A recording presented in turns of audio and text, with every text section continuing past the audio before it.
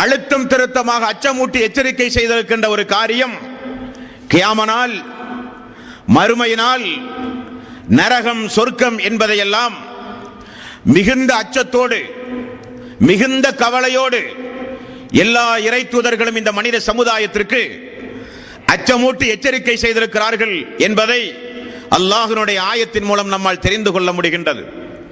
அன்பானவர்களே, எப்படி ஆர்வத்தோடு உலக அழிவு நாளை குறித்து அறிந்து கொள்வதில் நாம் ஆர்வத்தோடு இருக்கிறோமோ, அதே அளவுக்கு அந்த நாள் வந்தால் நம்மிடத்தில் என்ன நற்கர்மங்கள் இருக்கின்றது என்பதை நீங்கள் யோசித்து பார்க்க வேண்டும். ஒவ்வொரு மனிதனுக்கும் ஒரு முடிவு நாள் உண்டு, அதுதான் மரணம். அப்படி அல்லாஹுவால் படைக்கப்பட்ட இந்த உலகத்திற்கு ஒரு முடிவு நாள் என்பதுதான் உலக அழிவு நாள், கியாம நாள் என்பது.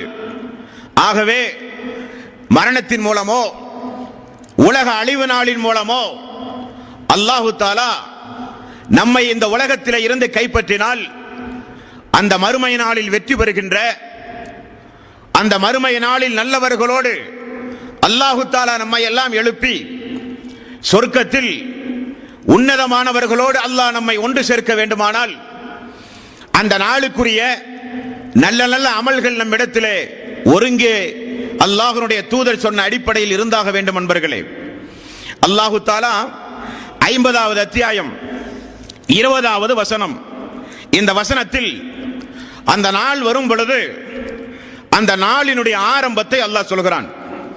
வனுஃபிக ஃபிஸ்ஸூர், ஒரு சூர் ஊதப்படும், ஒரு அபாய சங்கு, அது ஊதினால் ذَلِكَ يَوْمُ الْوَعِيدِ, அந்த நாள் நெருங்கிவிட்டது,